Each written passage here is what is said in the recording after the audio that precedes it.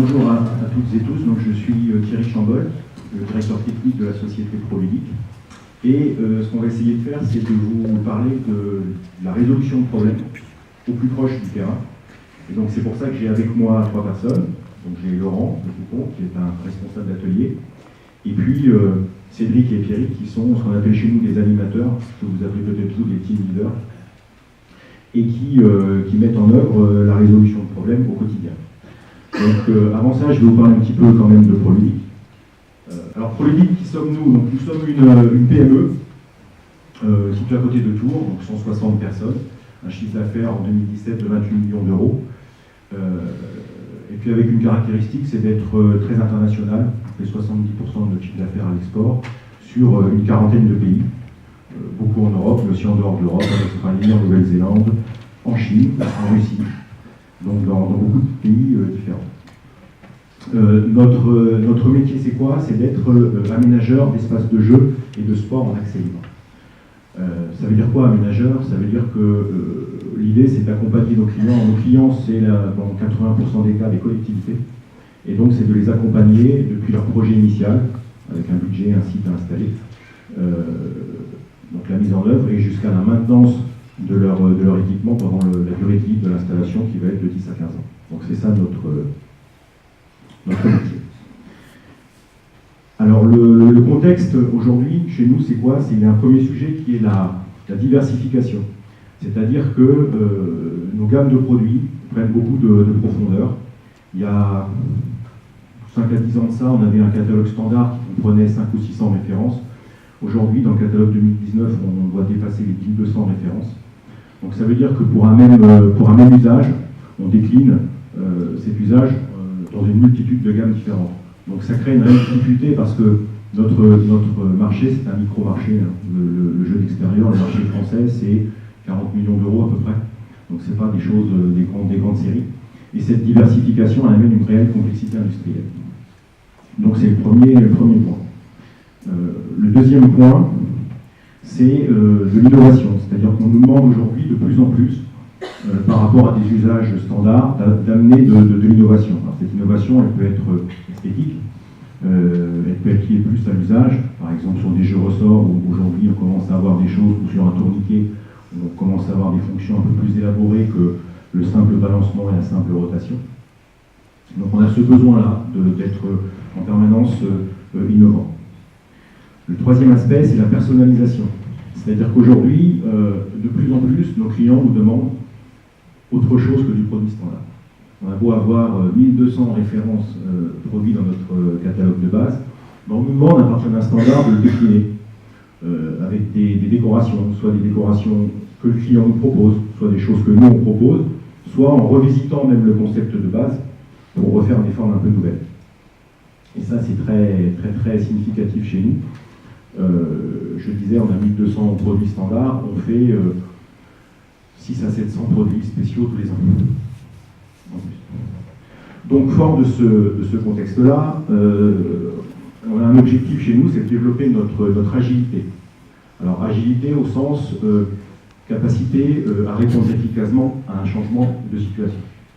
Et ça, on a dit, on va le faire comment? On va le faire en développant les personnes. Alors c'est valable ça dans tous les secteurs de l'entreprise, hein, que ce soit la production, que ce soit l'ingénierie, que ce soit le commercial. Et comme là on va parler un petit peu plus de production, donc en production ça se traduit par un responsable d'atelier qui a un rôle qui évolue un peu, c'est-à-dire même beaucoup. C'est-à-dire que le responsable d'atelier c'est plus le chef qui sait, le chef qui décide, le chef qui va tout gérer. C'est plus un rôle de facilitateur. C'est-à-dire comment j'accompagne les gens pour que ces gens puissent bien travailler et mieux travailler. Bon. Et dans le cas des animateurs, donc les team leaders pour vous, l'idée c'est de les amener, eux, à faire de la résolution de problèmes. Donc voilà le décor un peu planté, et je vais laisser maintenant la parole à nos 2 animateurs qui vont vous présenter de façon très concrète 2 exemples de résolution de problèmes. Oui, donc nous, ce qui se passe, c'est que tous les jours de 11h à midi, on prend 1 heure de notre temps pour résoudre des problèmes. Là, l'exemple que j'ai eu, c'est qu'un client, on a reçu une anomalie d'un client. Donc par rapport au service, on a appelé l'opérateur, on a appelé aussi l'infographiste, la personne au-dessus et le chef de service. On a bien détaillé le problème entre nous. Après, une fois qu'on a bien le problème défini, on fait une situation actuelle du poste, c'est-à-dire avec l'opérateur, on détaille exactement ce qu'il fait dans sa démarche pour arriver à faire son travail. On cible les problèmes qu'on a décrits. Suite à ça, on évoque des causes possibles. On tourne en général entre 4 et 7 causes. Une fois qu'on a fait ces causes-là, on teste ces causes pour vraiment voir si elles sont en relation avec le souci, avec le problème, pardon. Et donc là, on voit qu'on en a retenu 3 sur 5. Après, on met des actions en place sur les problèmes, ou toujours avec l'opérateur, on voit les mises en place, et pour arriver à obtenir un standard de fonctionnement. Voilà, par rapport à ce cas-là, c'était une barre de mire sur un côté pour contrôler la couleur d'impression. En fait, le problème, c'était un client qui avait reçu, c'est un panneau qui est décoré via un process d'impression numérique. En fait, on a livré chez un client, Pays-Bas, un décor, qui est un décor conçu par le client. Le client nous a dit, c'est pas ça que je voulais. Il y a une variation de couleur qui n'est pas ce que je souhaitais. Pardon. Et donc tout l'enjeu de cette résolution de problème, c'est de dire, tiens, nous, tout au long de notre cycle de production, on a fait le panneau, il nous a semblé parfaitement correct, en fait, il n'était pas. Et le souci qu'on a pu détecter par cette résolution, c'était qu'on avait une imprimante avec des têtes d'impression, hein, et on avait une perte de couleur sur une tête qui se mettait à décoller, à se boucher. Et c'est de la quadrichromie, donc nous ça donnait un résultat, on avait une nuance de couleur qui était un peu variable, mais comme c'est un décor très personnalisé du client, rien ne nous choquait vraiment. Et donc le résultat final, ça a été de modifier un standard du poste, pour dire, en parallèle de mon impression, j'imprime ce qu'on appelle une mire. Donc j'imprime ce qu'on faisait tout simplement pas, j'imprime les 4 couleurs, et comme ça, au fur et à mesure de l'impression, si je perds une couleur, je vais tout de suite le voir. Donc je me rends compte qu'il y a un problème. Ce dont je ne peux pas me rendre compte forcément sur le décor, parce que le décor il est tellement spécifique et tellement variable que l'atteinte qu'on obtenait ne nous choquait pas du tout. Sauf que le client final, évidemment, c'est pas ça que je souhaitais. Donc ça a permis de faire évoluer un des standards, d'améliorer un standard du poste. Ça, c'est le premier exemple. Alors un second exemple. Bonjour, alors moi je suis animateur pour les commandes numériques à Polylic. Donc nous on a eu un souci sur un usinage d'une grande tour que vous avez vu précédemment. En fait on a des grosses chutes dedans. Donc qui dit grosse chute dit sécurité pour les ouvriers. Donc c'était des chutes à peu près de 1240 par 800 mm. Donc comme Cédric on pose le problème. Et là on a innové, c'est quelque chose qui est assez récent, on a fait venir un autre service.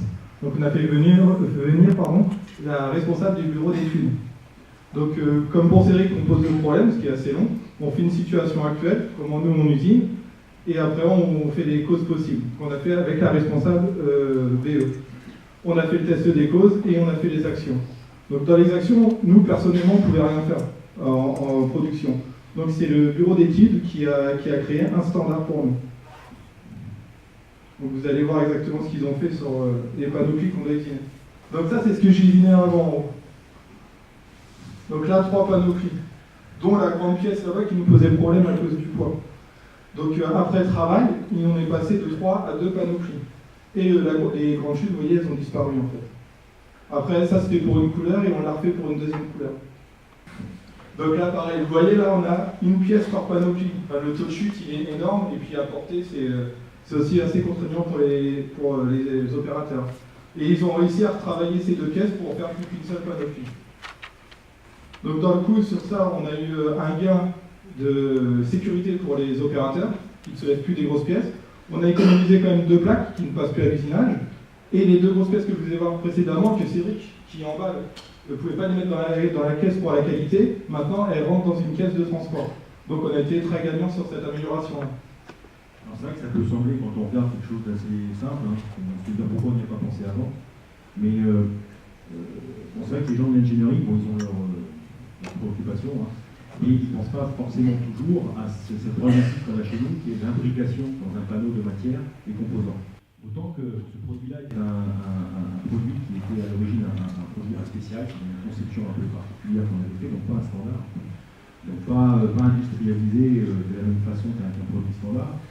Il est devenu ensuite produit standard, parce que c'est un projet spécial qui a eu beaucoup de succès. Et on n'est pas forcément revenu sur ce qu'on avait fait au début sur l'industrialisation du produit. Donc moi j'ai trouvé que c'était un très bon exemple de résolution de problème. D'abord parce qu'on a traité un problème de sécurité. Donc on en parlait tout à l'heure, ça c'est important de se préoccuper des conditions de travail des opérateurs. Ensuite on économise de la matière. Alors c'est de la matière, donc du matériau composite, ça coûte quand même assez cher. C'est intéressant. Et puis le troisième sujet qui était intéressant, c'était la collaboration interservice. C'est-à-dire que partant d'un problème de pierrique qui est évident sur un centre d'usinage, on a réussi en travaillant avec Marielle qui est là, qui est la responsable du bureau d'études, à résoudre d'une part le problème dans l'instant, mais aussi à créer un standard qui n'existait pas chez nous, donc qui est un standard engineering, alors c'est livrable des projets spécifiques. Les projets spécifiques chez nous, ce sont les produits qui sont conçus à la demande pour un client. Bon. Mais c'est pas parce qu'on conçoit un produit une fois à la demande qu'il ne faut pas avoir un minimum de bonnes pratiques et de standards. Donc ça a conduit à la réalisation d'un standard utilisé maintenant à l'ingénierie pour permettre ce genre de gain qu'on vient de voir précédemment. Voilà. C'était le deuxième exemple de résolution de problème. Alors, ensuite, si on parle un peu de gain, j'ai essayé de vous chiffrer un petit peu les choses parce que c'est bien de temps en temps de mettre quelques chiffres. Donc, déjà en termes de qualité, donc on a amélioré notre qualité sur les 3 dernières années de 30%. Alors je parle de ppm, alors c'est pas des parties par million classiques comme vous les connaissez, parce que chez nous, million, ça ne veut pas dire grand-chose.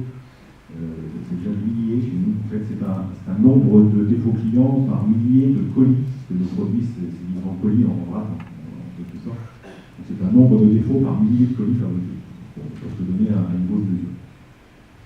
Donc, on a réduit de 30% sur ces 3 dernières années. Sur les encours d'usinage, donc dans le secteur où travaille Pierrick, donc on a beaucoup travaillé sur un côté un peu plus flux et fabriquer les choses dont on a besoin au moment où on en a besoin. Donc ça nous a permis de réduire de 40% notre encours d'usinage. Et puis, un autre exemple, on va en avoir beaucoup d'autres, sur un sujet qu'a traité Pierrick également, qui est sur un consommable, sur un centre d'usinage où on consomme du LDF, un panneau de médium qui sert de gabarit en quelque sorte. Donc en reconsidérant la façon de travailler, on a réduit 30% la consommation du médium. Bon. Donc on arrive à avoir des résultats quand même chiffrés significatifs. Alors, si on parle un petit peu après de difficultés, c'est-à-dire quelles sont les difficultés qu'on a pu avoir. Alors la première, ça a été ça. Ça a été au début, quand on a commencé à vouloir faire de la résolution de problème, on a bien évidemment fait des formations. On a formé les responsables d'atelier, les animateurs à ça, et puis moi j'ai fait une belle fiche comme ça, une fiche amélioration, en disant ça va être votre support pour traiter les problèmes. J'en ai fait 7 versions, il n'y en a pas une qui a fonctionné. C'est-à-dire que là je m'attachais moi à la forme plus profonde. Donc j'imposais d'utiliser ce truc-là, puis ça leur parlait pas, ils n'arrivaient pas, ils nous bêtent un truc là, ils n'y arrivent pas. Donc on s'est dit, bon, finalement, on peut 7 tentatives quand même, on va faire autrement, et on a juste, en fait, on n'a pas fait de support, on a juste fait un petit standard, bon, qui va vous rappeler des choses sur l'amélioration 6 points, en disant, ben voilà, juste un standard pour rappeler les bonnes étapes, que vous avez pu voir précédemment dans le déroulé des résolutions de problèmes. Pensez pour faire une amélioration de résolution de problème à suivre ces 6 étapes. Et puis vous la faites comme vous voulez. Donc ça se fait aujourd'hui sur les indicateurs board, vous l'avez vu, et ça a bien fonctionné. Donc on s'était un peu trop attaché à la forme plutôt que ça. Bon, et puis, alors, le temps et les moyens, donc ça a déjà été discuté tout à l'heure, mais il faut à un moment donné donner du temps et des moyens. C'est-à-dire que ce que moi je demande aujourd'hui, c'est un travail tous les jours. Mais les 2 personnes que vous avez là, c'est des gens qui sont en production, donc qui ont aussi une activité de production à réaliser. Donc il faut accepter et s'organiser, il faut leur laisser du temps. Donc l'idée, nous, aujourd'hui, c'est de dire, ils ont dit tout à l'heure, en gros, c'est entre 30 minutes et 1 heure par jour. Et ça, quelque part, on l'a un petit peu, pour reprendre un terme qui a été utilisé tout à l'heure, ritualisé. C'est-à-dire que c'est pas un choix. C'est pas si je peux, si j'ai le temps. Non, c'est tous les jours, à 11h, on arrête ce qu'on fait. Et puis, on va faire de la résolution de problème. Parce que si on ne le ritualise pas, on aura toujours une raison qui va faire qu'on ne le fera pas. Parce qu'il y a telle excuse, parce que j'ai la commande en retard, parce que. Mais on se rend compte que quand on le fait, après, c'est pas pour autant qu'on est plus en retard. Mais ça prend du temps, ça. Hein, ça ne se fait pas en un mois. Mais il faut accepter, au niveau de l'encadrement et du management, d'organiser ça. Il ne faut pas non plus après aller voir les animateurs en leur disant bon alors comment ça se fait, on est en retard sur ça. C'est-à-dire tous les jours, de telle heure à telle heure, c'est 11h à midi, c'est de la résolution de problème. Ensuite, il faut donner le droit à l'erreur, c'est-à-dire que bon, parfois on fait des résolutions de problème et puis on met en place quelque chose. Il faut se donner le droit d'essayer et parfois d'accepter que ça ne marche pas. C'est pas grave que ça ne marche pas. Quand on fait quelque chose, on a en général appris quand même des choses. Ça ne marche pas, on arrête, on reprend la résolution de problème et on va faire autre chose. Donc il faut donner le droit à l'erreur et l'accepter. Et puis, alors, je terminerai avec cet élargement discuté, l'accompagnement. C'est-à-dire que il ne s'agit pas de dire on forme les gens, on fait un ou deux exercices avec eux, et puis ça y est, ils savent faire, et ça roule. Mais en fait, ça ne roule pas. C'est-à-dire qu'il faut accompagner les gens au quotidien, toujours. Donc ça, c'est le rôle du responsable d'atelier qui accompagne les animateurs au quotidien, et puis c'est mon rôle à moi aussi, c'est-à-dire que toutes les semaines, donc je fais une débat dans l'usine, où je vais voir toutes les résolutions de problèmes qui sont en train d'être faites, et puis on échange ensemble, et puis on se challenge sur tiens, cette cause-là, ouais, bon, moi je suis pas convaincu. Et ça, c'est vraiment fondamental, parce qu'il ne faut pas croire que les choses vont se faire et puis que ça va perdurer sans s'y investir. Donc ça a été dit tout à l'heure, mais moi je le redis, l'accompagnement est quelque chose de fondamental. Et c'est tout le temps. Alors, pour terminer, et pour boucler avec ce que j'évoquais tout à l'heure, l'objectif était de développer notre agilité. Alors on a eu l'occasion de la tester, notre agilité, puisque en mars 2017, on a eu un problème important, c'était un sinistre incendie très significatif sur notre site, ça a détruit 45% de la surface du site, ça a détruit toute l'activité dont s'occupe Laurent, Pierrick et Cédric, toute la partie usinage, traitement de surface, impression, tout ça c'est parti en fumée en une nuit. Bon. Donc c'est un changement rapide de situation. Et donc, on a réussi en 23 jours, à relancer l'activité. Donc je mets cette photo-là parce que cette pièce-là, c'est notre mascotte, on se donne des fusions. Et quelque part, elle symbolise tous les processus qui avaient été détruits. Il y a l'usinage, il y a le traitement de surface, il y a l'impression numérique. Donc on a réussi à repartir en 23 jours, et ça, bon, bien sûr, c'est le résultat de plein de choses, mais tout ce travail qu'on a fait de donner de l'autonomie et de développer les individus, ça a été quand même très important dans la capacité à reprendre en 23 jours. C'est ça dont je vous ai parlé tout à l'heure. Voilà.